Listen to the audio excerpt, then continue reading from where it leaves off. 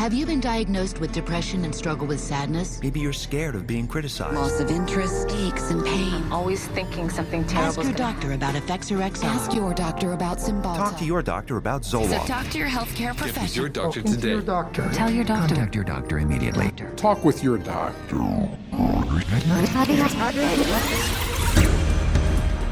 Over 40 years ago, leading psychiatrists met in Puerto Rico to map out their vision of the future. We see a developing potential for nearly a total control of human emotional status, mental functioning, and will to act. Their plan?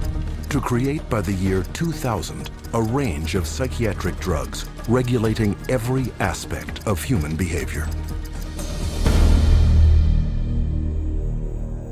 I was diagnosed with depression and put on Paxil. ADD, and I was prescribed Ritalin. General anxiety disorder, prescribed Zoloft. Bipolar disorder, and I take lithium. PTSD, Zoloft. I was on Paxil. When they placed me on Zoloft. They gave me Adderall. I was prescribed Sibtamu, Tegretol. Lexapro, Depakote, Stelazine. Adderall, Concerta, Orzine, Prozac, Lorazepam. Effexor, Clonazepam. Ritalin. Dexamphetamine, Paxil. Silert. Prozac, Adderall. Elavil. Depakote, Wellbutrin, Seroquel, etc., etc.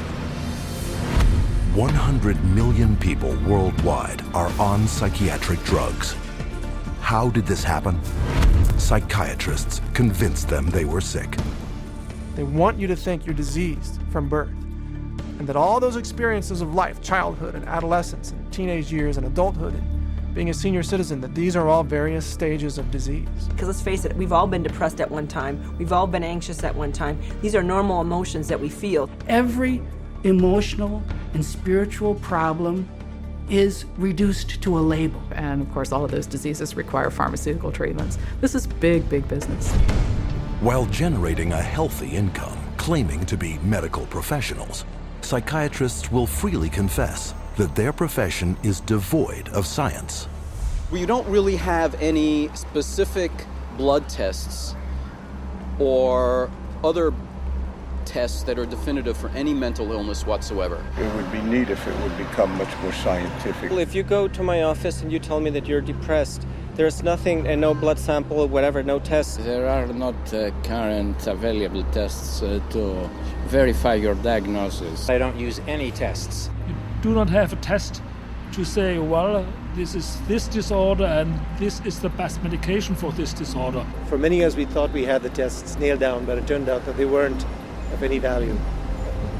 If you don't know what's causing the symptoms, then to give somebody something to alleviate the symptoms is close to impossible. By the time a drug's approved and it hits the general population, we don't know even 50% of the side effects that are involved with that drug. And these pills cause heart attacks and liver problems and immune system problems and lots of other medical problems. So you're playing with fire. Every day, psychotropic drugs cause serious adverse reactions. And while psychiatrists and drug companies fully understand the dangers of the drugs they sell, their unsuspecting customers are left to suffer the consequences.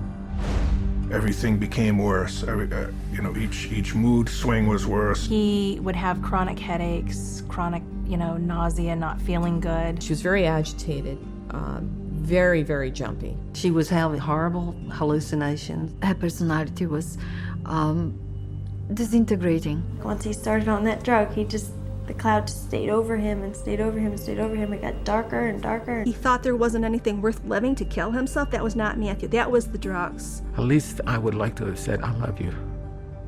I didn't get a chance to do that. In addition to crippling scores of people daily, every month, psychiatric drugs kill an estimated 3,000. But the human devastation would never have gotten this high if psychiatrists hadn't worked hand in hand with drug companies to promote their drugs to doctors throughout the world. Today, 70% of all psychiatric drugs are prescribed by general physicians. And how is this accomplished? Marketing. It's about creating a good story that uses science, that convinces a physician to think about writing a prescription. This is not science. This is incredibly effective marketing. It has nothing to do with science. They use what I call statistical contortionism. Basically just skew the numbers, make everything look fantastic, you hide the bad numbers. They're learning every trick in the book. They're evolving into efficient marketing machines, and it's working. There's definitely an unholy alliance between psychiatry and pharmaceutical sales. That's a marriage made in heaven. They're like conjoined twins. They're joined at the wallet. And with 374 mental disorders filling psychiatry's diagnostic manual and more on the way, business is booming. Pharmaceutical companies have expanded their roster of psychotropic drugs from 44 in 1966 to 174 today. The top 5 psychotropic drugs combined gross more money than the gross national product of each of over half the countries on Earth. Altogether, the psychiatric industry rakes in 1/3 of $1 trillion a year. How could this have happened? It's a tale of deception that may be difficult to believe, but fatal to ignore.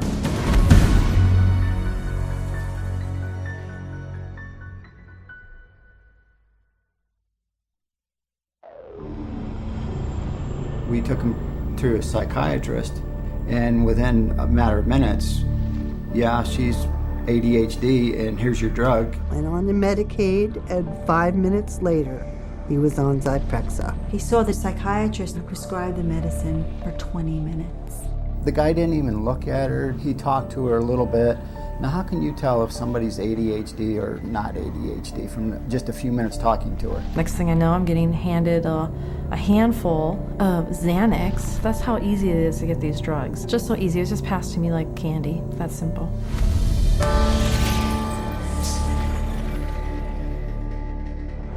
If a person were to walk in off the street, sit down with a psychiatrist, the chances of him being prescribed a drug before he were to leave the office, I would have to put it at 100%. Psychiatrists prescribe drugs.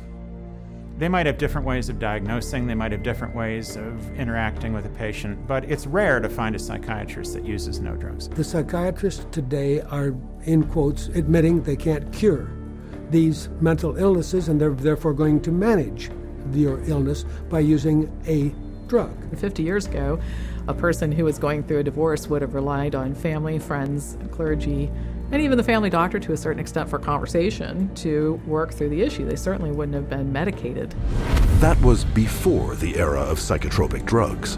Psychiatrists, occupying the lowest rung of the medical profession, worked almost exclusively in mental institutions. With no cures, there was little chance they would ever be respected by the public and their peers as real doctors. Psychiatrists had for years been on the fringe of medicine. Typically, the standard doctor internist would have very low regard for psychiatrists because it was understood not to be a very clear science or art. Psychiatrists wanted to be viewed as physicians, as doctors. And in order to be viewed as physicians and doctors, the people they dealt with had to be viewed as patients. And if doctors dealt with diseases, then their patients had to be diseased. Psychiatrists had a wonderful opportunity, they felt, to become respected in the eyes of their peers. They raced to create a whole diagnostic book called the DSM, the Diagnostic and Statistical Manual, which was created by consensus. A group of psychologists and psychiatrists get together, and if they have made common observations, they have a vote and they now classify a new disease. And they give it a number and it graduates into the DSM classification. And it's a dangerous book. It's a book that has many disorders that could apply to any one of us because the disorders are not real medical diseases. And it's things that apply to nearly all of us at times. Are you afraid of meeting new people? Are you afraid to speak in front of a large crowd of people? Does it make you nervous to go and to talk to your boss about a complaint? You can invent a mental disorder based on a checklist of symptoms, and that is exactly how the Diagnostic and Statistical Manual, the billing Bible for psychiatry, works. Since the DSM's first edition in 1952, the number of diagnoses has steadily grown. From a slender 130-page booklet listing 106 so-called mental disorders, the DSM has bloated to a voluminous 886 pages. It is only through the use of this book that psychiatrists can diagnose, drug, and bill for services. In fact, the psychiatric industry currently uses the DSM to collect over $72 billion in private and government insurance money. The DSM is used to diagnose and then give a label, and the label is used for billing purposes. That's how they get paid. You have to have a term in the Diagnostic and Statistical Manual in order to then call it a disease and treat it as a disease and write a prescription for it. And so because they can vote it in, they can create, and then the drug industry can just take over and market their drugs for those new disorders. And those drugs were welcomed by psychiatry leaders because it made us real doctors. Of course, first the public had to believe that there was something wrong with them, and that that thing wrong was biochemical, and that that could then be treated by a drug which was supposed to cure all. And so it was relatively easy, I think, to say, well, look, let's start looking at mental illness as fundamentally a matter of chemical imbalance in the brain. Chemical imbalance is a term that's used as a marketing ploy, as opposed to anything that there's scientific evidence to support. Nobody has yet measured, demonstrated, or created a test to show that somebody has a chemical imbalance in their brain. Period. How do you market a drug that restores the chemical balance or corrects a chemical imbalance? How can you do that in good conscience if you don't even know what one is? The whole myth of the chemical imbalance was created to sell drugs. And while psychiatrists and drug companies have used this myth to make billions moving vast quantities of psychotropic drugs into the bodies of unsuspecting consumers, the public has paid the ultimate price. An estimated half of all Americans who commit suicide are on psychotropic drugs. Annually, psychotropic drugs are estimated to kill more than 2.5 times more people than are killed by homicide.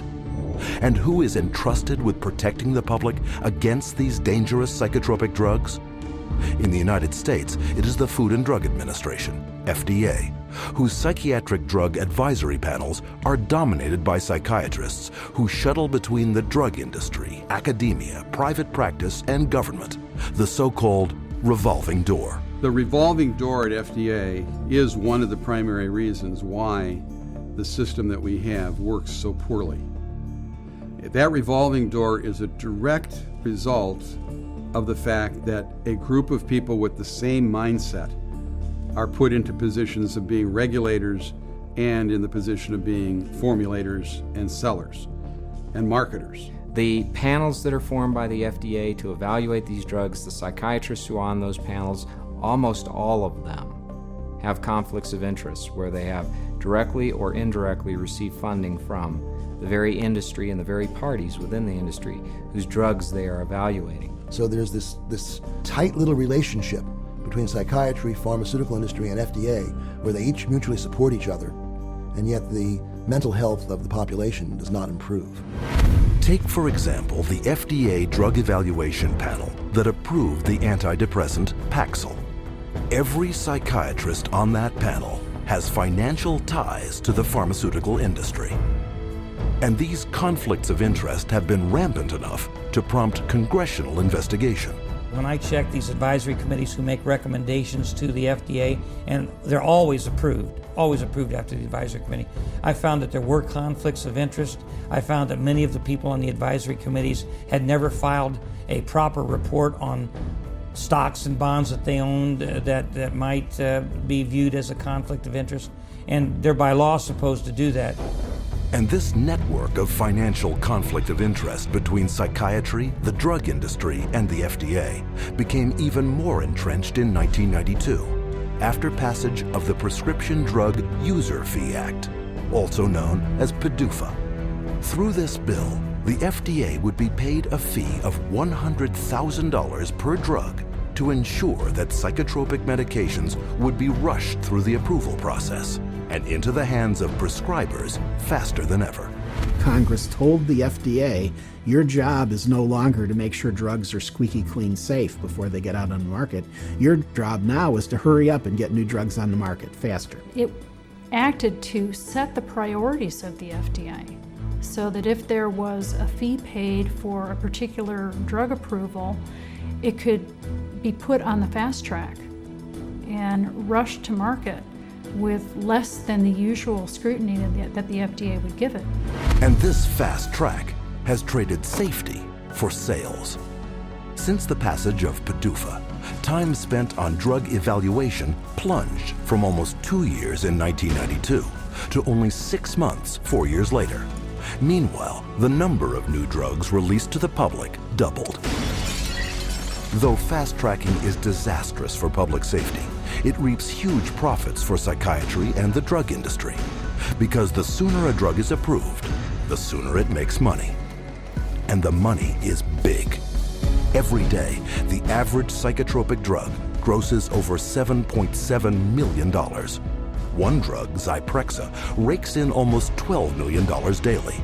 And even though FDA now charges over $1 million per new drug application, the pharmaceutical fast track shows no signs of slowing. If you look at the relationship between the FDA, the pharmaceutical industry, and the psychiatrists, there's some kind of game that they're playing there. And what is the game? Well, you could say it's money, definitely money. And when you follow the money, you realize that there is no money in health. There's big money in disease. That's why all you hear about is managing disease or treating disease. You don't really talk about curing disease. And so psychiatrists have become mainstream doctors in America. And that is because of the pharmaceutical industry. They can thank the pharmaceutical industry because they become mainstream and because they have a lot more money than they used to.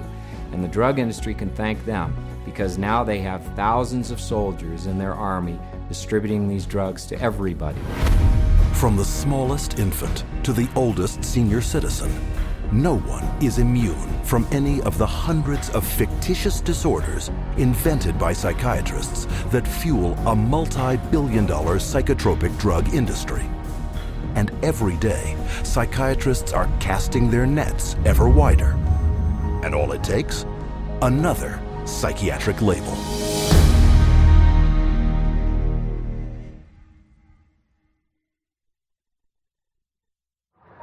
How many people do you know who have been diagnosed with a mental disorder? One. With a mental disorder? 2. I'm sure a couple. I know a few. About 3 or 4 personally. Probably 4. Half a dozen? I'll say about 9. At least a dozen. I'll bet I could count 15. 20 that I personally know. My oldest son is diagnosed. My mother was diagnosed. Kid from my childhood. My friend and ex-boyfriend. Just my grandfather and cousins. A friend of mine, friends. A sister, my neighbors. 2 friends. A girlfriend. A niece. 1 friend. My mother. All my friends, everybody I know.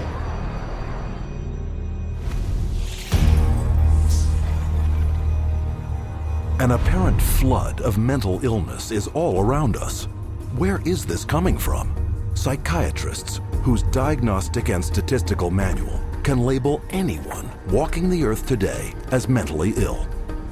Psychiatrists, I believe, they look at every human being and they divide humans into 2 classes, clients and potential clients. We see this no more prevalent in any field than in the field of the mental disorders, where one disease after another is invented and then popularized and the public is made to worry about it. It's a disease mongering. It's the selling of sickness. You know, sometimes it's a drug in search of a market, and it's giving public awareness to minor conditions with the ultimate goal is to sell more medications. It's not caring for people. When you run out of symptoms, you don't have any more clientele to market to.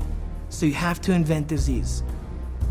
And with psychiatric medications, you can invent diseases all day long. Look at human variation. Everyday things like shyness, sadness, or even situational depressions like grieving, postpartum depression, they all become studied, and prescriptions start to get written for these drugs. Before these drugs were introduced in the market, people who had these conditions would not have been given any drug at all.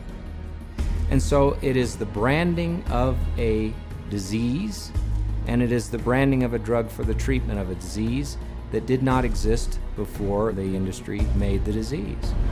Case in point, shyness, a common life situation, voted by psychiatrists into their diagnostic and statistical manual under the name social anxiety disorder. You know, people are nervous. Well, they come up with, say, social anxiety disorder. SAD, they'll call it SAD. And the connotation is that everybody ought to be happy and that here's a drug that can make you happy.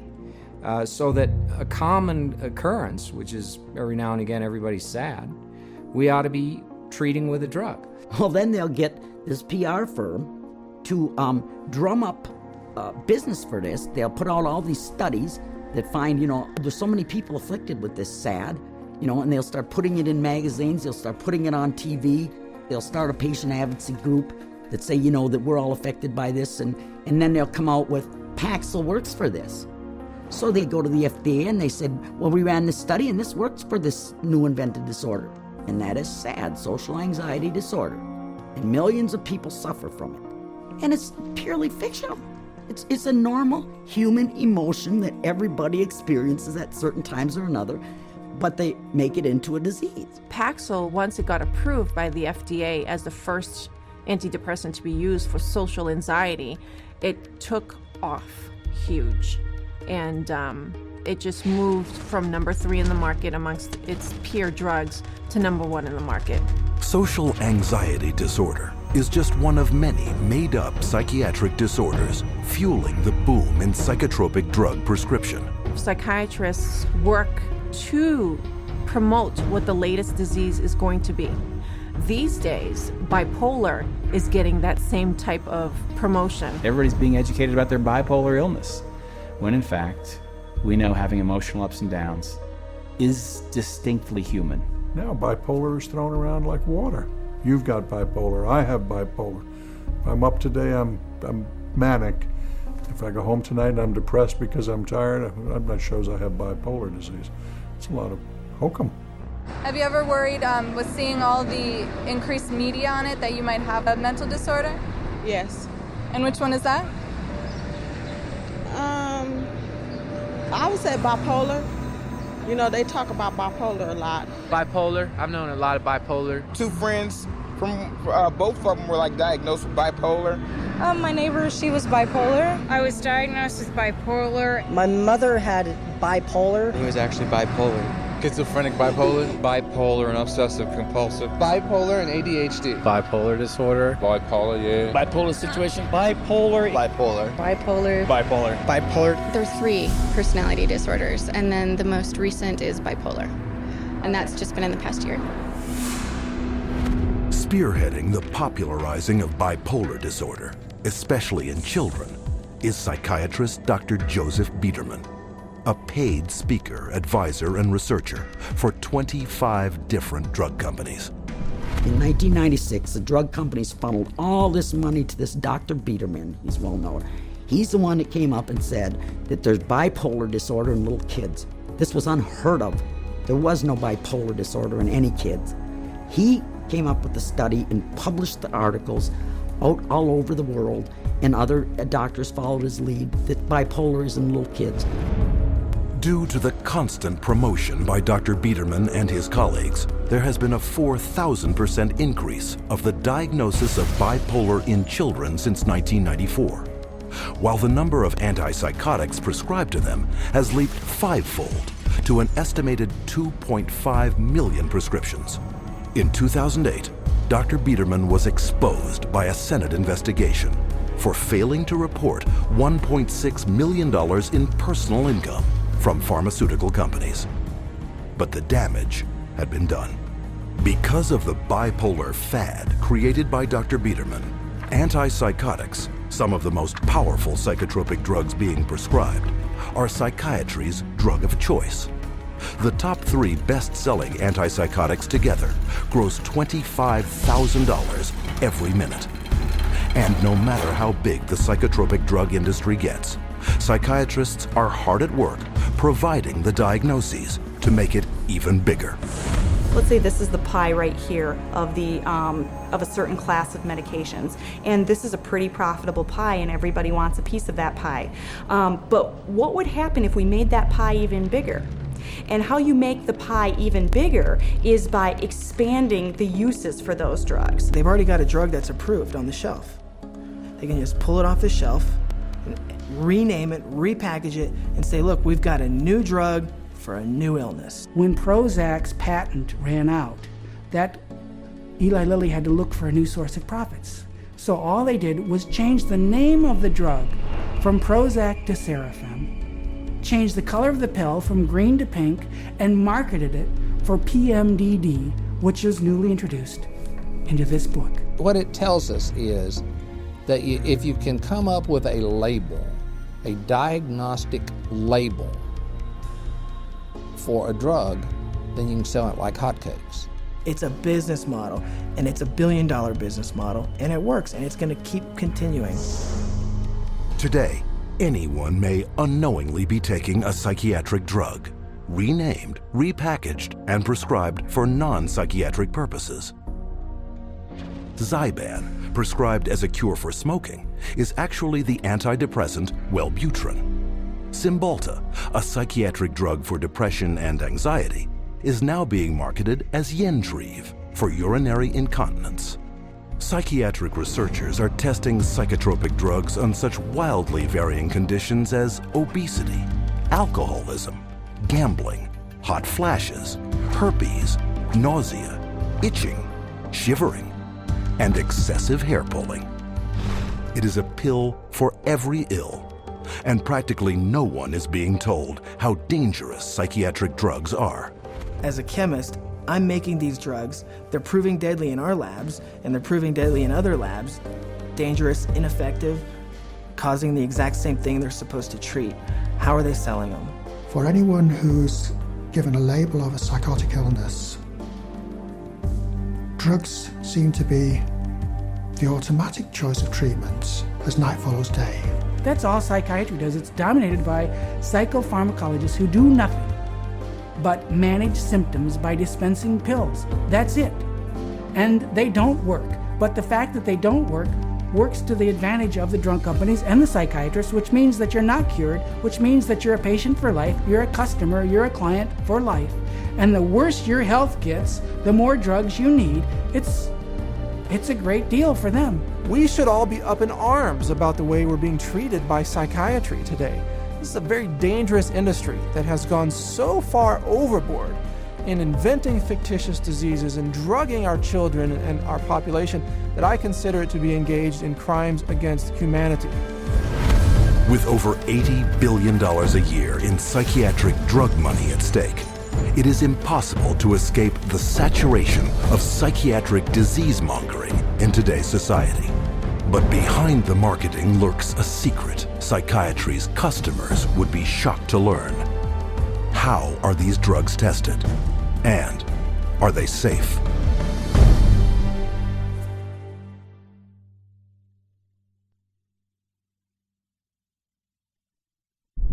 No one knows precisely how these psychiatric medications act. We don't know if I give you a medication if it is going to work or not. There's not a great deal of scientific support for using them. I myself, I try to pick a drug whose side effects might be useful. You have to choose what is the best option. We don't have sure methods. There are no rules. Everything it's an art, really. Often it's trial and error. It's a kind of a trial and error. It's trial and error. Some degree of trial and error, I guess. A blind man's bluff or something like that. You never know if it's the right drug. It's a much more complex subject. There's always going to be huge surprises, and that's what makes it so difficult. The best psychiatrists in the world will mess up all the time.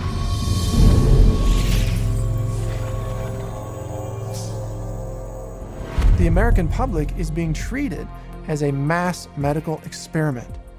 We are all being treated like guinea pigs by the pharmaceutical companies, the psychiatric industry, and the FDA. They are basically testing drugs on large parts of the population without really knowing what the results are going to be. It's a very dire situation that we're facing. We're talking about people's health and in many situations, people's lives. These are very serious issues. As dangerous chemical compounds, psychotropic drugs are tightly regulated by governments throughout the world. And for any new psychotropic drug to be approved for use, it must undergo tests intended to protect the public. When a pharmaceutical company develops a new drug that they want to send to the market, what they do is they have to run it through clinical trials. They have to be able to provide to the FDA safety data to say this is a safe and effective drug. In clinical trials, psychiatrists are engaged to do the research.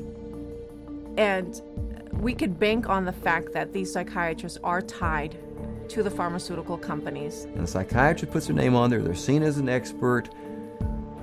You're talking mental drugs, who writes them? It's psychiatrists.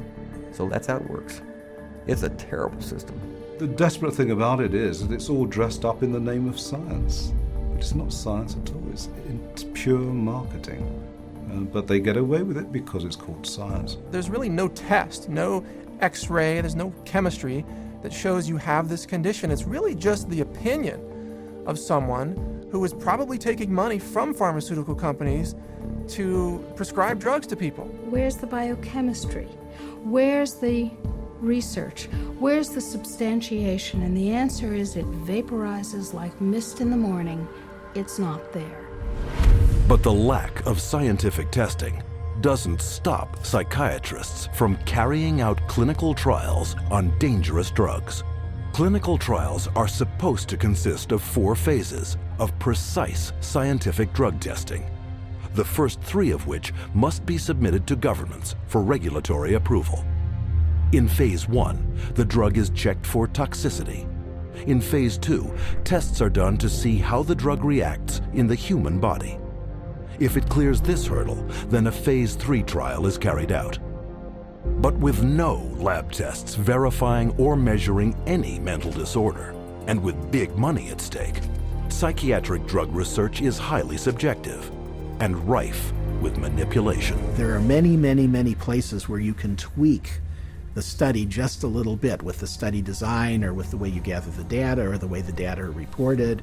And there's so many different ways you could bias a study. I've seen what they did to the data in these trials. There's no question that they manipulated the data. For example, let's say they had 100 people to start with.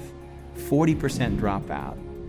30% have a positive response. 30% have no response. They then say that they have a 50% response rate, when in fact, most of us would say it's a 30% response rate because only 30 out of the original 100 really responded. And so you can see that that's a little bit of a manipulation of the research data. When they design drug studies, they're only looking at the one thing they want to see. And they don't report all the other things that are happening. Case in point, the antidepressant Cymbalta. Lilly, I believe, in February of 2004, did a clinical trial study. The people in this clinical trial did not have symptoms of depression. And in that clinical trial, there were 11 attempted suicides and 4 suicides completed. One of which was Tracy Johnson, 19-year-old college girl. She did not have any symptoms of depression, and yet this drug pushed her to commit suicide by hanging herself. That shoots the theory down that they say that, people get suicidal because of the, underlying illness that people kill themselves, that these weren't suicidal people to begin with. These weren't depressed at all. These were healthy people. A slew of media coverage followed, but psychiatrists on the FDA Drug Evaluation Panel chose to ignore the death and went on to approve Cymbalta the following August. One of the reasons why we have underestimated the potential of some psychiatric antidepressant drugs to actually trigger a suicidal kind of behavior in people is because the people who designed the research study didn't include in the research questionnaire this suicidal behavior.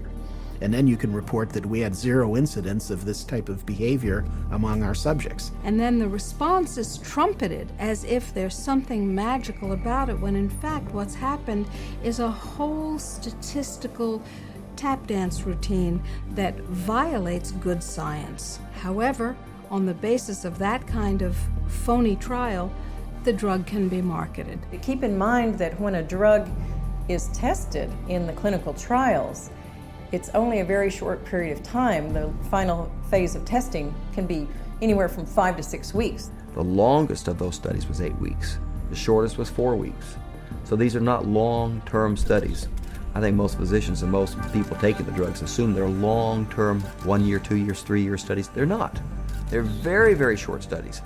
I find it pretty outrageous that we can base a multi-billion-dollar industry on a few 6 or 8 week clinical trials where antidepressant medications beat a sugar pill by a few percentage points. It is on the basis of biased research such as this that psychotropics with potentially fatal side effects are routinely approved by FDA panels for a lifetime of use. And how can this happen? Because drugs are big money, and FDA panels are dominated by those who benefit by approving them. The FDA panels that evaluate these drugs are largely psychiatrists. All of a sudden you discover there are 20 different pharmaceutical companies paying them, either grants or honorary or some other way. They're getting paid by the pharmaceutical industry. If you have a psychiatrist who works at the FDA, he could also be being paid by industry. He might sit on industry panels or discussions or get paid to be a speaker. What I found in working with physicians at the FDA was that they could have dual positions. They could sit on an industry board. They could be influenced by industry. If you've got 10 FDA scientists or 10 committee members, it's just a matter of 6 saying yes, the drug is safe, 4 saying no. And in almost every single case, those 6 saying that the drug is safe and effective always have pharmaceutical ties. They're getting paid, they're getting funded somehow or another.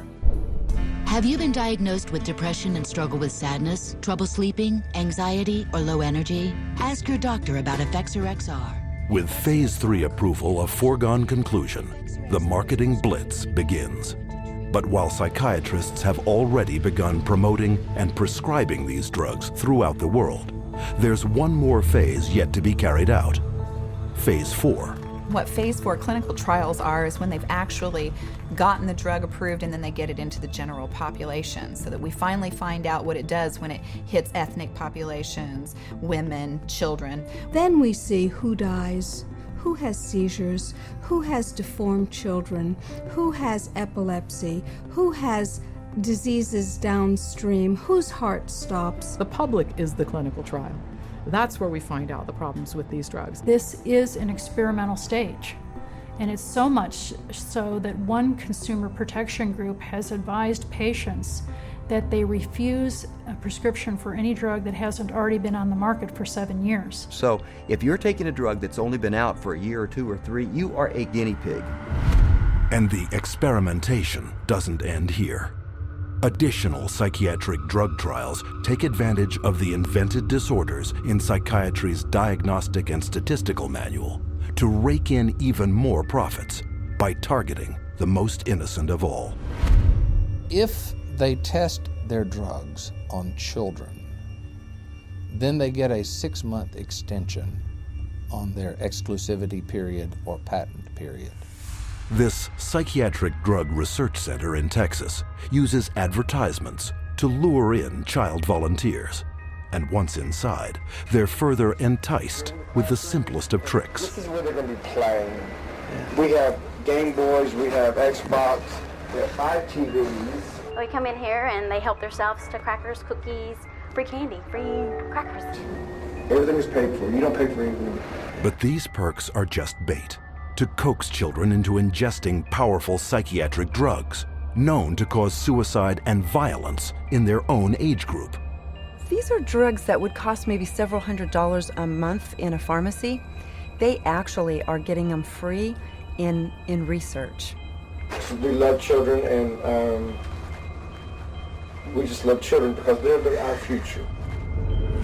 By conducting those tests on children, they get a financial incentive that's worth over $1 billion. Those are the facts. You make of them what you will. With this kind of money at stake, psychotropic drug experimentation on children is rampant, with 323 studies either completed or in the works, including a 2003 trial that tested children on an antidepressant treating premenstrual dysphoric disorder. Those drugs, which are barely more effective than placebos, often have huge side effects, which are dangerous and even deadly to people. Families don't know the risk. If they actually were aware of the risk and believed it, no one would take that risk. The psychiatrist she didn't say one word to me about what was going to be the effects of the drugs. No side effects listed, no. Well, let's sit down, we have to talk about this. At that point in time, he said, well, this doesn't have that type of reaction on any children, that it's very safe. If he had told me then what I know now about it, I never would have taken it. She said, oh, Beth must have been on Paxil. That's the only way she would kill herself. And I said, well, what is this? How do people know this? I didn't know anybody would know something like that. And we went on the internet, and all of a sudden you find out it's not uncommon. But it's not uncommon for people to become psychotic on these drugs. We're entitled to know the truth before we give a mind-altering drug to our children, our wife, our mother, our father, ourselves. We don't really know what they're doing. That's what scares me. It's all made up theory. There are no facts about what these drugs really do. And if someone said, well, we don't know what this is going to do to you, good or bad, would you take that medication? Now that is not the practice of medicine. That's the practice of marketing. And this practice of marketing is taking lives. And the poor patient doesn't even know it. But in the testing and marketing of psychotropic drugs, money trumps safety.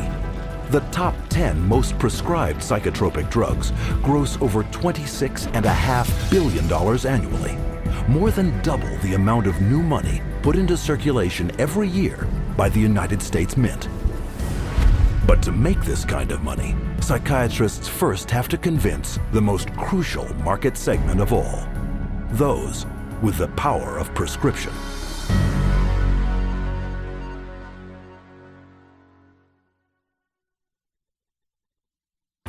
The psychiatrists specifically, they're just kind of working as sales agents for the pharmaceutical companies. There's nothing like another doctor touting the benefits of your drug to drive market share. They're an extended part of the marketing arm of these companies. Medications play a primary role. We give drugs. Medication is a must. There's a lot of new medications. There are medications available for treating GAD. Medications to use for PTSD. Antipsychotic medications. Atypical antipsychotics. Benzodiazepines. Stimulants. Antidepressant medications. MAOIs. Amphetamines. Anticonvulsant medications. Once the medications have been balanced out, then we move on to a combination of 3 medicines. There's no absolute limit that is set for the number of medications. There are so many choices. Apparently, we're willing to try almost anything.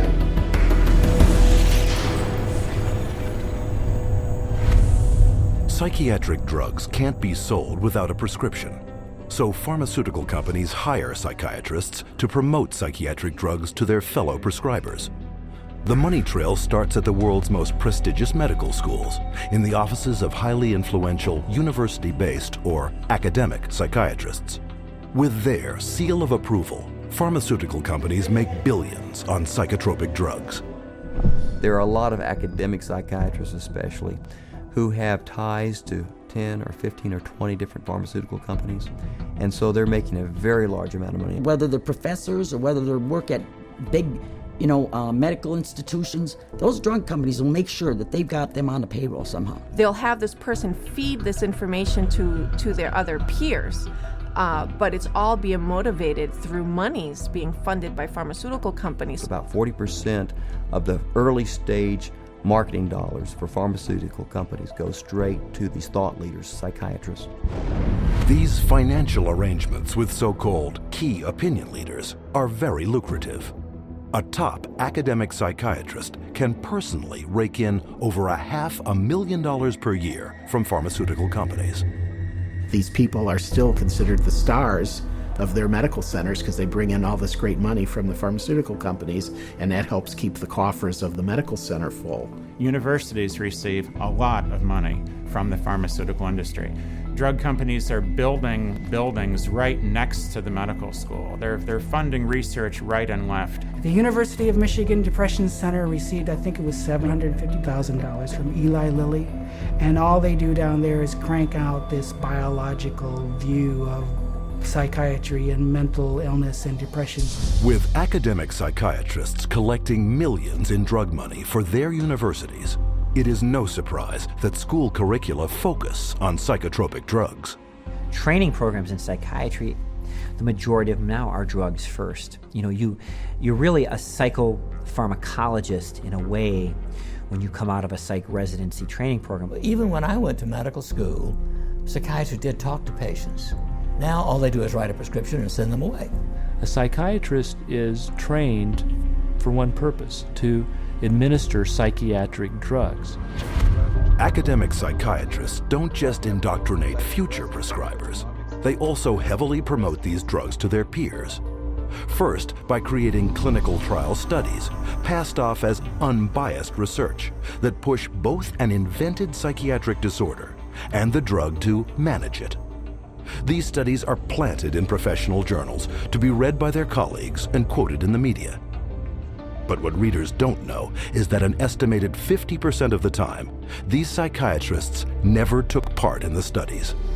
One of the most unethical practices we're aware of is ghostwriting of journal articles, where somebody at the pharmaceutical company will write the paper and the academic physician will put his name on it and get it published in a major journal when he maybe changed 3 or 4 words in the whole article, and the article was basically written as a marketing tool by the drug company, and yet this academic puts his name on it as if he's the author. He has had no part in the study, and also he probably hasn't even read the study results, but he is prepared to receive $10,000, $20,000 to put his name at the front of the research, which gives it added authority. Ghostwriting is so common that even the psychiatrist running the FDA department evaluating psychiatric drug safety has attached his name to ghostwritten articles. The average physician picks that up and reads it. He believes it. And it's not a mystery that he would believe it. It seems reasonable that it's in black and white, it's in a good journal, it's in the New England Journal of Medicine, it must be true. These journals are often sent free to psychiatrists and doctors under the guise of legitimate medical research. And why are they free? Because pharmaceutical drug ads reap huge revenues for their publishers. So if you go through a medical journal, you'll see page after page of advertising for bipolar disorder and treatment of using medications, or advertisings for depression and the treatment of using medications, schizophrenia. So it's really everywhere. I remember just a couple of years ago, the first time I opened the journal from the American Psychological Association called the APA Monitor, and there was a multi-page ad, high gloss, very expensive, for Concerta, which is time-release Ritalin. I resigned from the American Psychological Association. I wasn't going to be part of this whatsoever. It's very hard when your major source of income is advertising and advertising placement to write an article that's negative about a particular drug and expect that company to continue to buy ads in your medical journal. So that's a major issue. But psychiatric key opinion leaders aren't satisfied with filling medical journals with ghost-written articles. They also spread the gospel of psychotropic drugs at conferences in continuing medical education, or CME. Physicians and nurse practitioners and physician's assistants are mandated to take a certain amount of continuing education credits every year. Well, 70% of all continuing medical education is now funded by the pharmaceutical industry. That seminar is going to be taught by a professional who is employed by the pharmaceutical company. The very nature of where someone is giving you your support means you are biased to that person's side. Many physicians and many psychiatrists who attend medical conferences don't know that when they go to that conference meeting that's about antidepressants, antipsychotics, and it's generally an academic psychiatrist who's speaking, they don't realize that person's probably making about $10,000 for that 1 hour speech. But you don't have to be an academic psychiatrist to get a piece of the pie. Psychiatrists who heavily prescribe psychotropic drugs are generously rewarded by pharmaceutical sales representatives for drumming up local business. Psychiatrists, especially high prescribers, are targeted and gifted extensively by the industry. Now, that gifting is where you need to get specific. That was not unusual during our marketing conversations to say, well, what's our top drug writer? You know, who's the doctor that's prescribing the most of this drug? Well, you know, let's send them to the Kentucky Derby. We offered trips on some occasions to come out and hear a 2-hour talk, but it happened to be on a nice island in Hawaii. There were a lot of things that we did day in and day out to try to get the doctors to write our drugs, or in my case, to write for the psychiatric drugs. We did a lot of lunches and dinners, and we brought in speakers, and those speakers were obviously paid by us, and we would wave, renowned studies at them from renowned journals. But of course, we would never say that these studies were paid for by our company, and that it was written by a ghostwriter who was paid by our company, or that our company tends to do a ton of advertising within that particular medical journal. We would never say that. With over 300 million psychiatric drug prescriptions written every year, high prescribing psychiatrists are richly rewarded for opening up new markets. They receive up to 25% more pharmaceutical money than any other medical specialty, an average in one state of more than $45,000 per top psychiatrist per year. Psychiatrists get more kickback from the pharmaceutical companies than any other branch of medicine. The profession of psychiatry couldn't keep its journals afloat, couldn't keep its conferences afloat, couldn't keep its organizations afloat without money from drug companies. The drug companies really have psychiatry in their pocket. This is a profession whose diagnoses have been heavily influenced by people who are heavily influenced by the pharmaceutical industry, and whose treatments are almost exclusively these days pharmaceuticals. We should be able to count on them. I do not believe that we can. Due to the ceaseless promotion by psychiatrists, psychotropic drug prescription has permeated not just psychiatry, but the entire medical profession. But this promotional campaign has a second prong that lines the pockets of psychiatrists more than any other. And this one directly targets you.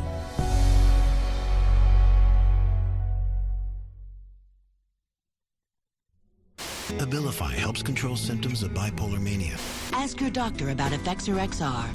Paxil, the most prescribed medication of its kind. Prozac Weekly is here. Zoloft, a prescription. Sarafem. PMDD.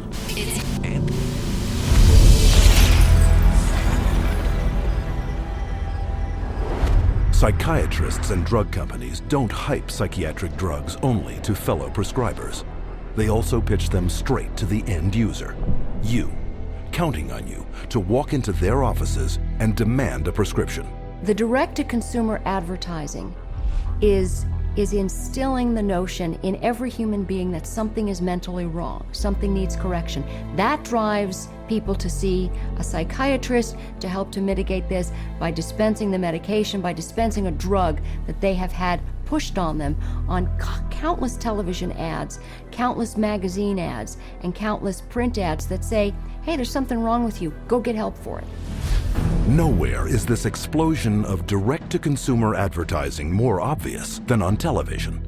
It wasn't always this way. Until recently, advertising psychiatric drugs on TV was severely restricted.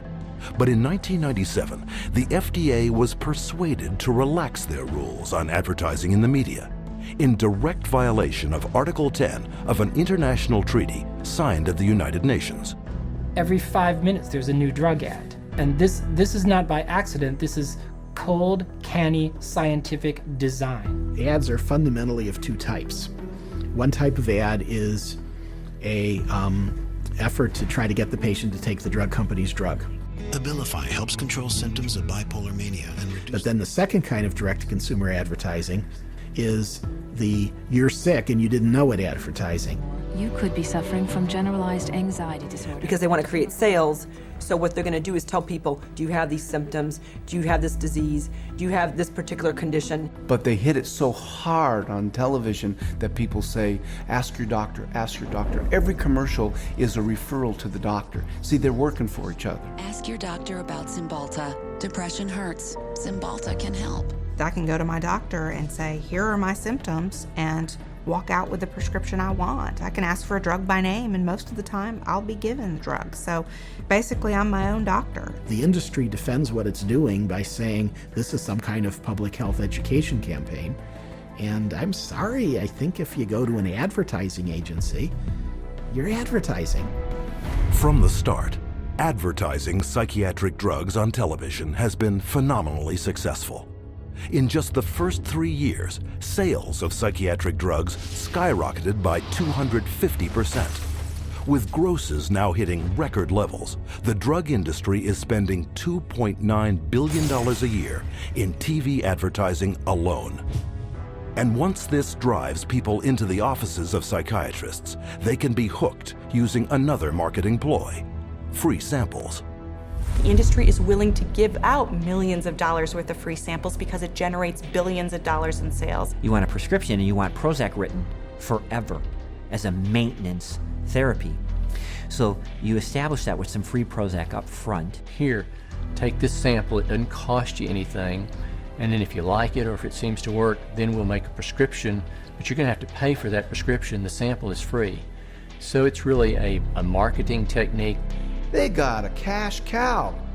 Zero refill means you've got to go back to the doctor for another consultation, for another subscription, and it just goes forever.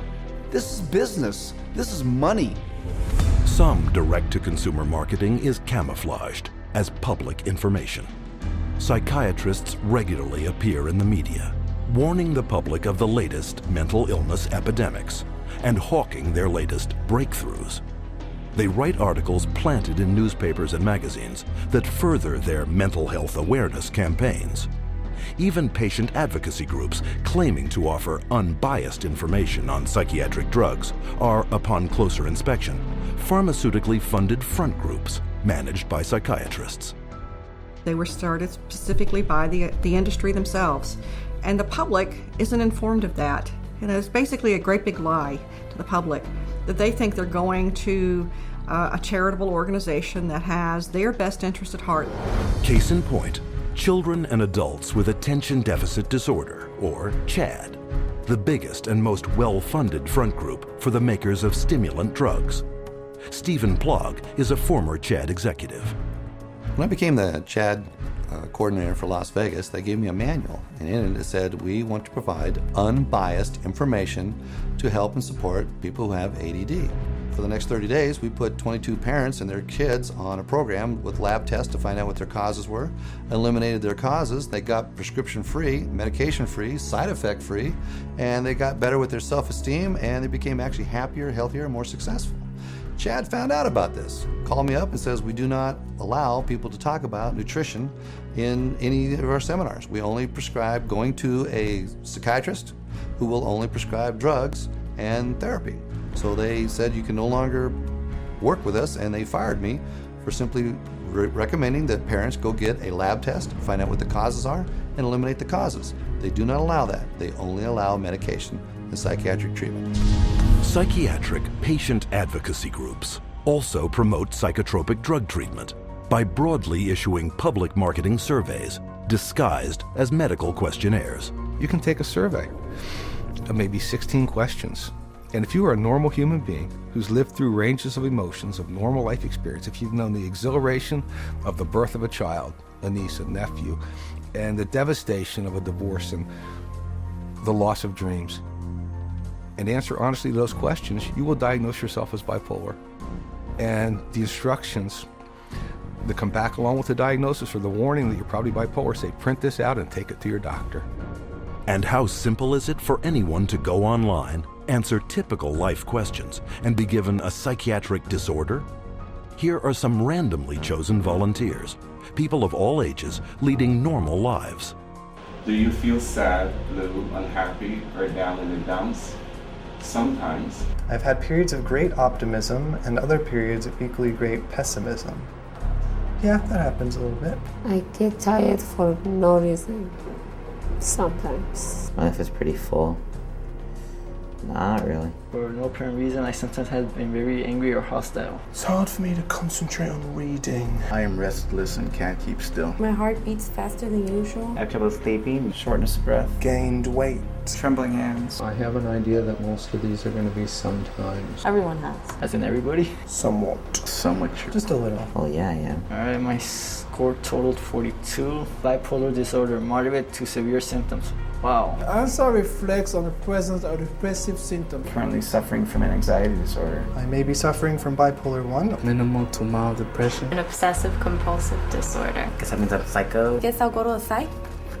Try to see if I could work it out, get some meds or something. All told, 50% of these everyday people were assigned a psychiatric diagnosis and instructed to get treatment. By this measure, half of the U.S. population, some 150 million Americans, could be classified as mentally ill. Now you have a direct line of consumers just walking in with a little pre-survey that says that they potentially can have bipolar, ADHD, stress, anxiety, any of those categories, and they just need to take this assessment tool and say, okay, that basically that is what you have, and here's your drug. And psychiatrists are now clamoring to make such assessment tools mandatory. Take TeenScreen. Under the guise of a suicide prevention program, mental health tests are administered in the schools to diagnose and drug children. Children such as Chelsea Rhodes, who left for school one morning an average teenager and returned home with a psychiatric diagnosis. The Rhodes family in Indiana, their young girl went to school one day, and all of a sudden they told her they were taking her into her room, and they move her into her room and give her the 10-minute TeenScreen test. And shortly after taking the test, she's pulled aside in the hallway and she's told she has two problems, basically, two mental problems. One, obsessive compulsive disorder, and social anxiety disorder. Her parents were stunned, dumbfounded. They didn't know that TeenScreen was going to screen their child. They had not been asked permission. People at school had told her that she was mentally ill with these two conditions based off of a computer test that took her 10 minutes to answer. One of the questions was worded if Chelsea went out a lot. She answered no. We'd ask her why she answered that way. She said, because Mom, you and Dad don't allow us to go out on school nights. I have to be home to do my homework and take care of our household chores. The other question was, do you ever feel nervous or anxious when you're in front of a group of your friends or peers? Chelsea answered yes. She explained to us that because when she has to stand up in front of a group of people and give a book report in one of her classes, she's very nervous. You know, I'm 43 years old and I'm nervous in front of every one of you today, but that doesn't make me mentally ill. I absolutely believe that the survey for TeenScreen was intentionally structured to flag as many children as possible as having a possible mental health problem. And who created TeenScreen and wrote its survey? Dr. David Schaffer, a psychiatrist with extensive ties to the pharmaceutical industry. Schaffer's questionnaire is anything but scientific. In a study he himself conducted, Schaffer admitted that 84% of all students were falsely flagged as suicidal. But what was not admitted is how traumatic the consequences can be. Alea Gleason was only 11 years old when she took a screening test at her middle school in Texas. It was 7th grade, and they had all the girls go into the cafeteria because they said that a lot of girls have depression, so they was working on some depression screen. Next thing I know, there's those middle schools tell my husband now that CPS is there at the school taking Alea because she's suicidal. I'm like, suicide? I'm not trying to kill myself. I love myself. I've always loved myself. So I don't know if she was eating at the school or they'd already taken her away. When they took Alea, my girls and I, we didn't sleep for about a good 3 days. For the first 3 days, because my house was empty without her. And they was making me sign papers talking about if you don't take these medicines, you can't see your parents. So they was telling me, you know, if you take your medicine, you can see your parents. My daughter was on 22 different types of medication that this one psychiatrist gave her. They drugged me up so bad that they said they had to drag me. And I used to wonder how I got to my room. When I saw for myself what they were giving her and how much and how often, I just thought, they're gonna kill this child. And the parents were helpless. Then after a while, that's when I was just like, I'm not about to take no more medicine until I call my parents. And then that's when they was like, okay, well, we're gonna give it to you anyways. They restrained me and shot me up. I was in 4 points. They laid me out on my stomach with my feet like this and tied me up. One day, they must have put her in about 12 restraints in one day. They said I was restrained about 70 or 80 times. After a couple of months, they was like, you know, your parents don't want to see you. They don't want to talk to you or anything. So I was really hurt. We tried everything. Nobody know. We didn't know what hospital. We didn't even know where they taking her. After 2 weeks, you're supposed to hear, or you're supposed to be able to see your child. They didn't give me that. I didn't see Alea till 6 months later. But I was a good child. I didn't deserve for that. And it messed up a lot of things. To this day, I still wish that I could just go back and be like, man, you know what, I'm not even gonna take the test. I would always tell every parent I see, and they was asking me, don't do the team screening, because it will mess up your family. Psychiatric screening programs such as these are fast on the rise. Teen Screen alone is currently screening hundreds of thousands of school children in over 500 American schools in 43 states. Has nothing to do with helping kids, has nothing to do with mental health, has nothing to do with medicine. It has everything to do with the pushing of drugs. So it presents itself as being a wonderful, altruistic program, whereas in fact, I believe its cold-blooded and cold-hearted intent is to recruit more children into the very subjective diagnoses of mental illness and to treat those kids with medication. But the psychiatric drug push doesn't end in the classroom. Legislation has been put in place to screen all citizens for mental illness, including geriatric patients, war veterans, and pregnant mothers, all to be paid for by you. Psychiatrists benefit from both ends, from the pharmaceutical end for being paid to write the prescription, and then from the patient for being there to receive the prescription. It's an industry that cannot allow the human condition to go unmedicated, and I think this is where the problem begins. If everybody considers themselves to be sick in some way or more than one way, and that the only control, the only hope for their happiness is to be on pills for the rest of their lives, that's the goal. The pharmaceuticals and the psychiatric community are in a cleanup, and that's what it's all about. It has nothing to do with helping our kids or, their mental health. It's all about money. Today, drug companies spend over $5.3 billion a year marketing prescription drugs, almost 9 times more than a decade earlier. The result? Worldwide sales of psychotropic drugs have soared to $80 billion. And all while psychiatrists willfully ignore the vast human tragedy they are creating.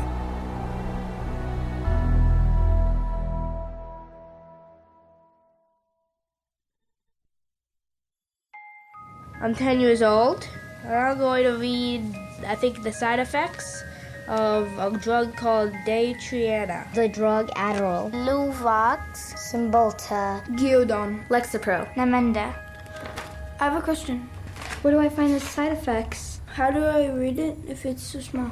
Just a bunch of letters squished together. I can't read this. This is the side effects of the drug. Side effects. Stroke. What the heck? Speech disorder. Eye disorders, vision blurred. Dry mouth. Nervous. Tremor. Dizziness, delirium, and coma. Tardive dyskinesia. They experience worsening of their depression. Aggressive reaction. Paranoid reaction. Psychosis. Serious cardiovascular events. Other serious heart problems. Heart failure. What? Suicide. suicidal thoughts, suicidal thinking and behavior, Increases the risk of suicide. an increased risk of death, sudden death. These guys must be kidding. Wow, this is gross. Seeing this on a warning label, does anybody have any clue what they're putting their kids into? This isn't good.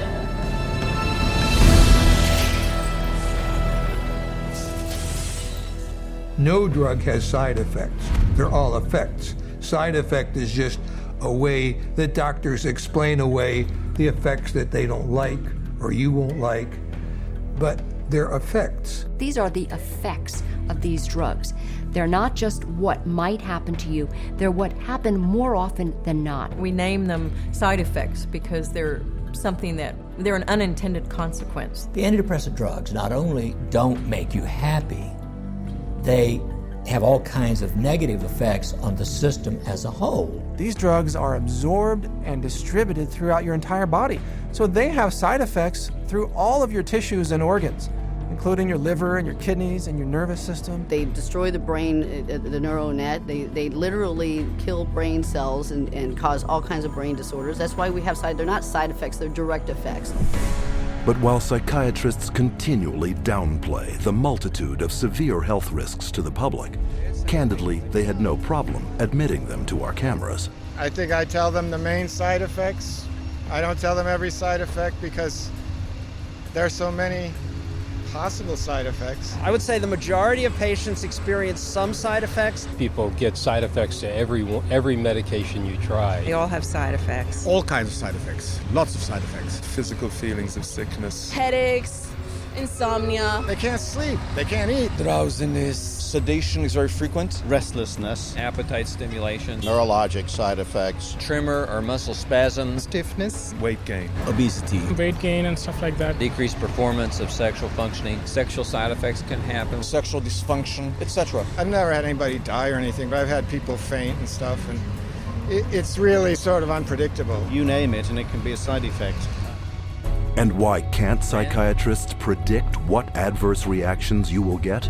Because not one of them knows how their drugs work. At least with street drugs, people know that they're dangerous, that they should be off of them. With pharmaceuticals, people are told they're safe to take every day. But far from being safe, psychotropic drugs are increasingly being exposed as chemical toxins with the power to kill. Some of the side effects that have become of concern lately are suicide, increased risk of suicide, increased risk of homicide. These aren't people that were horribly depressed when they were given a drug. These are people who are given a drug for social anxiety or difficulty sleeping or mild depression and then become suicidal. And so when they become suicidal and they kill themselves, what the doctor does is go back and say, oh, well, it's because they were depressed. The label itself, the disorder, is what is blamed for the side effects, when in reality, it's the drug that is causing the side effect. It is the drug that is the problem. Drugs such as the antidepressant prescribed to Woody Witzak, who took it not for any mental complaint, but to help him sleep. My husband and I, Tim, his nickname Woody, we were married just 2 months shy of 10 years, so we've had a long life together. And Woody was a guy who was healthy. He was a big runner. He's never had a history of depression or any other so-called mental illness. He was given Zoloft for insomnia. I find Woody one night completely sweat through his shirt in fetal position, kept going, Kim, you gotta help me. I don't know what's happening to me. It's like my head's outside my body looking in. Kim, help me, help me. We did breathing, listened to music, prayed, anything to calm him down from this head outside his body feeling. And a week later, he was found dead hanging. A guy who loved life. Psychiatrists claim their drugs save lives, but according to their own studies, psychotropic drugs double the risk of suicide, with one increasing the risk by a factor of almost 7. As a pharmacist who has been studying the problem for the past 7 years, I do see a glaring connection between the high use of these psychoactive substances and the rise of violence. If people knew that the mechanism was not known of these drugs, that they could cause, if there's a real chance for them to get a homicidal tendency or even suicide, if you take the drug, there's a chance you may want to kill yourself. And I could repeat probably a dozen other examples of significant self-inflicted harm or significant violence to others in patients who had never had that experience in their adult life. Patients such as Wyoming grandfather Donald Schell. Donald Schell was a man in his 60s, a gentleman, a family man, a funny man. He had had periodic episodes of depression, but never any real serious mental health issues, and became depressed, had a down period, went to a general practitioner and was given Paxil. 2 days later, he shot his wife, his daughter, his 9-month-old granddaughter, and then himself. The first question the jury was asked, very telling question, can Paxil cause some people to commit homicide and or suicide? To which they answered yes. Donald Schell was on Paxil for only days before his murderous drug reaction. But long-term use of psychotropics has also proven to create a lifetime of damage, an unwelcome fact ignored by psychiatrists. In the long run, the side effects may actually be worse than the original condition. I don't think the average patient has any idea that the long-term use of this drug is now associated with very serious diseases, with diabetes, with kidney failure, with tardive dyskinesia, a movement disorder that's very serious and permanent and irreversible. You can be affected by these drugs in any part of your body, your brain, your heart, your kidneys. That's why people die early very often, because they are prescribed things, and the long-term effects are, in some cases, the death of the individual. And more damage is created by polypharmacy, where psychiatrists make a fat living prescribing multiple psychiatric drugs, one to offset the effects of another. If you have drugs that create side effects, that gives you a ready market for more drugs to cure the side effects. It seems to me that it's a self-propagating system. And what ends up happening is that each one of those new drugs that's added into the scenario brings on another symptom for which there's another drug, for which there's another symptom, for which there's another drug. And it just snowballs into a vicious circle of one drug causing the need for another drug. Sometimes people come and they're on such a cocktail of so many different drugs for so many different things. It's rare now that I see a senior citizen that is on less than 5 or 6 drugs at one time. Some 12, 15. One will lead to the next, and they're all toxic. This is how the game is played. And as psychiatrists spread their lucrative game of psychotropic drugging further and further into society, children have become the latest and most tragic of casualties. Rebecca Riley, 2.5 years old, they diagnosed her with bipolar disorder and ADHD. They had her on an antipsychotic, they had her on a heart drug, they say, for ADHD, and they had her on an anti-seizure. And then one other one for side effects. 4 drugs at 2.5 years old. She can't even zip up her own pants. She's like a little rag doll. The school nurse, 2 teachers, the principal, the social worker, all said they never seen any behavior in this little 4-year-old girl that would warrant these kind of medications. And all specifically called this doctor and said, please take her off these. She died at a little over 4 years old.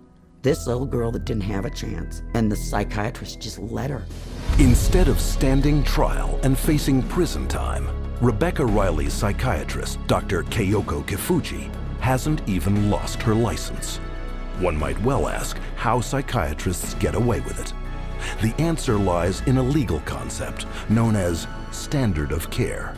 The standard of care is based on what do other doctors do? What would a reasonable physician do in this situation? And the reality is that what most physicians do is prescribe medications. As long as they've done their paperwork properly and documented that this child had the symptoms that led them to this conclusion, they appear to be completely protected from any kind of a lawsuit as a result. The standard of care is what allows doctors to seriously injure or even kill a patient with total impunity. So the standard of care now has been implemented to where you can get away with, if you're a medical doctor, psychiatrist, you can get away with murder. And the death count keeps rising. Psychotropic drugs now kill an estimated 42,000 people every year. The cost to society is very real and very devastating. But the medicine they're practicing isn't real. It's a hoax. Profit always comes before patient safety, and they take a very short-sighted view. It's all about how can we make money today, not what price are we going to pay tomorrow. The trail of destruction that a psychiatrist leaves in his path is of no concern to that guy. It's all that money. And the money is big. Psychiatry is today over a $300 billion industry without a single cure. And as more and more breakthroughs are promised by psychiatrists, their running total of sick, injured, and dead victims continues to escalate. Unprotected, it is the public, you, who must fend for themselves.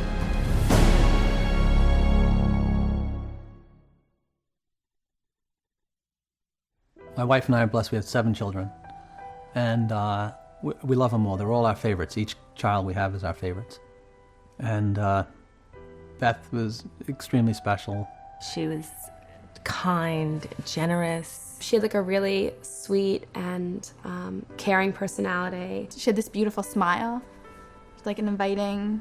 She could make friends with basically any stranger on the street and get a smile or a laugh out of them. Beth was having a hard time sleeping for maybe 4, 5, or 6 weeks. And so we said, Beth, you should go to the doctor and get something to help you sleep. He said, okay, well, I'll try to give you something to lessen your anxiety, and it should help you sleep. Within 5 minutes, a 5-minute visit, he prescribed her Paxil. When I first saw Beth right after she went on the Paxil, she was different. Like, I felt like she was drugged. And by the 2nd or 3rd day, she's like, I don't know, I just don't feel right. You know, I feel strange in my skin. But after about 3 or 4 days, I remember that Beth was, at times, very different, like sullen, keeping to herself. My mom and her were having dinner, and she said she didn't have any real emotion. Like, she kind of felt emotionally numb. She was like a different person. Like, she just seemed like she was under the influence of something. She didn't seem like herself. She seemed like she was tripping out. I talked to her on the phone, and she told me she didn't want to be there. And I was like, why don't you want to be there? She's like, I just don't feel like myself. I just feel like crazy. I just don't feel right. I truly believe that she was hallucinating maybe and going in and out of this psychotic state at this point. It seemed like she was melting down, like emotionally. She was becoming worse every day. I said, are you suicidal? I actually asked her. And she laughed at me. And she said, no, I would never do that. And I'm thinking in my mind, I'm just going to lay down next to her and I'll rub her head and I'll talk to her and we'll try to figure out what we're going to do because something's not right here. And my son Matthew was right behind me going upstairs. And when I got to the top of the stairs, I saw her hanging in the hallway. Then the police were all over the place and people were coming and going. And about 4 hours after my daughter died, one of my friends came over and said, you know, I was speaking to so-and-so, one of our other friends, and she said, oh, Beth must have been on Paxil. That's the only way she would kill herself. It just wasn't her. There was nothing in her that would have done that. She was the most non-violent, gentle. It's a violent way to die. It had to be the drug. There was no other answer. If we knew what we knew now, Beth would be here with us today. I know that for a fact. The tragic story of Beth Winter is just one of many, a tale repeated wherever psychiatric drugs are prescribed. But psychiatrists insist you believe that their drugs are safe and effective because they are the mental health experts and you are not. But case after case proves that trusting them can have disastrous consequences. Psychiatry is pseudoscience. It's false science. It cannot withstand rigorous review if people would just look at the evidence. If they help anyone, it's not worth the risk to the people that are harmed by them. They are betraying every customer they have. They don't know what they're doing, and we need to educate the public to use their feet and walk away.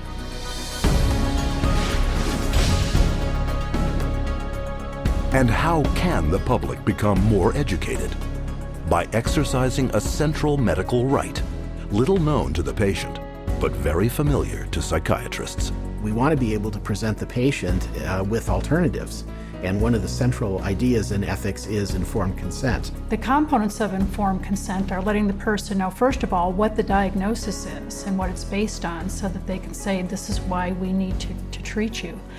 And secondly, what the treatment is. Every patient in the healthcare system has a right to informed consent.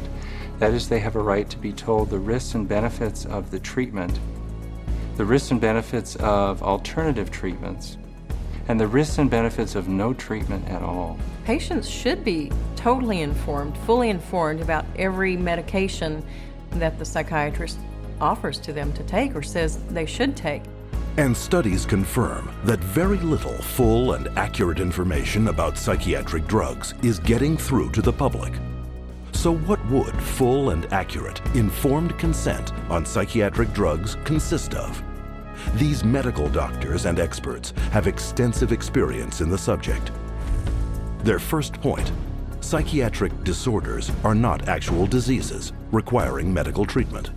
It's true that there's no biological findings that really support any of these psychiatric diagnoses being medical illnesses.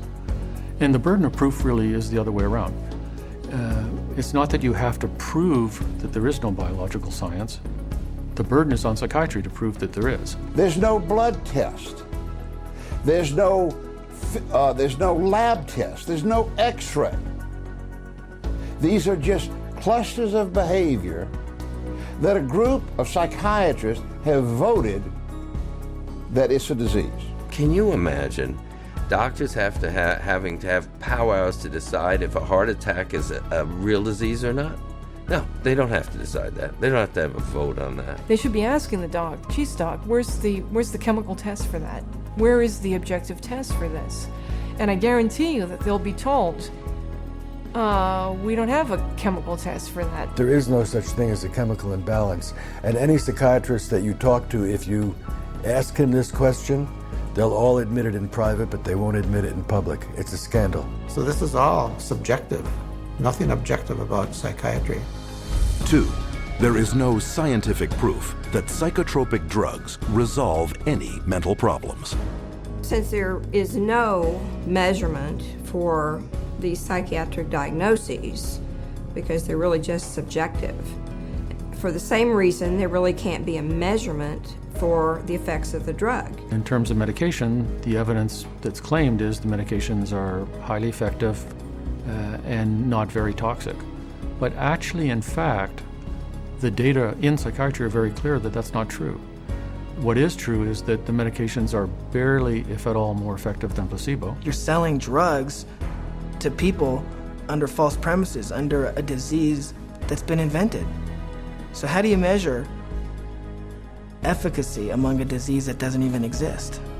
3, psychotropic drugs mask symptoms and come with severe short and long-term side effects. Whatever problem you're being treated for, whether it's depression, real or otherwise, or cardiovascular disease, medicating away the symptoms is not solving the problem. The patent medication gives the appearance of having helped because in the short term, it usually doesn't show the bad effects that are going to happen in the long term. So it's very deceptive. The longer the patient's on the medication, the worse the prognosis is. None of these medications hit precise targets. You begin accumulating all kinds of collateral damage. In other words, other organs in the body are actually harmed. So for the first time, we're seeing kids in grade school or middle school who have type 2 diabetes and who have the beginning stages of cardiovascular disease. So you see Parkinson's disease, you see tardive dyskinesias, you see other movement disorders. Is it true that we're now seeing a lot of deaths from psychiatric drugs? Absolutely yes. 4, psychotropic drugs can cause dependency and addiction.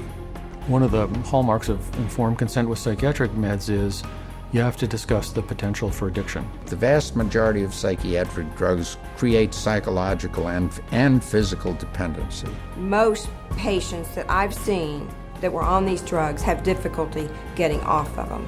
It's rare for somebody to just be able to stop it without a problem.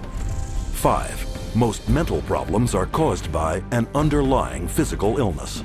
Many physical conditions can cause mental problems or what pose as psychiatric symptoms, but the psychiatrist, in the records I've reviewed, psychiatrist does not do an in-depth study of what could be causing the problem. And if the doctor isn't taking the time to find the cause of those symptoms, then unfortunately those symptoms may continue and there may be a serious underlying medical disorder that's being overlooked. The question is it better to treat depression with a drug, or is it better to treat depression by trying to figure out what caused the depression and working it out with the patient? Dehydration can make you exhibit symptoms of depression. Sleeplessness can make you exhibit symptoms of depression. Eating a terrible diet, hypoglycemia, being sedentary, all of these things are biological reasons for having symptoms of depression. I have in my practice children who are misdiagnosed as having ADD, ADHD, who really have Lyme disease. 70% of all what are classified as mental illnesses actually have a physical cause, a physical problem causing that. 6. No matter how severe the emotional or psychological distress, there are many effective options that do not involve psychotropic drugs. Once you've proven that there is no problem in the body and that there is no malfunction in the brain, then you have to begin to address these other levels of the self. And I think that's what psychiatry has completely stopped doing. There are very few conditions that cannot be treated by other methods than the use of drugs. Any forces that impinge on medicine that make us think that the drug approach is the only approach is undermining good patient care. And because most non-drug options are rarely told to patients, true informed consent is almost never given.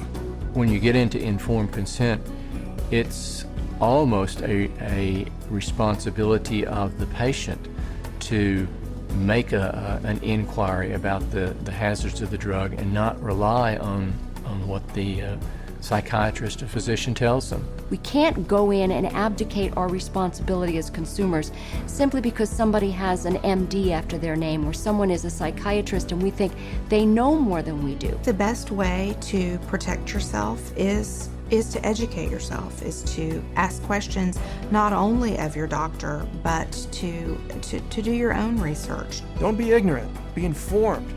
Get information from as many places as you can.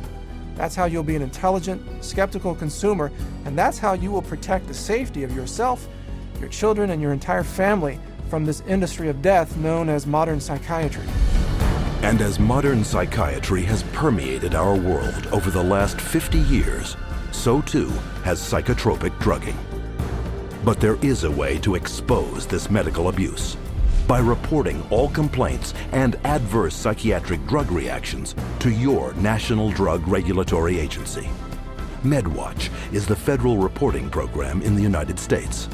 MedWatch is a voluntary reporting system, a passive reporting system where doctors, patients, healthcare providers, pharmacists, anybody really can make a report saying that they think that what they experienced or what their patient experienced was an adverse drug effect. And this is what we call post-marketing surveillance. And this begins to get a look at what the side effects of long-term or chronic use of these drugs really is. The FDA admits that probably only 1% of all the adverse drug effects are actually reported by patients or physicians.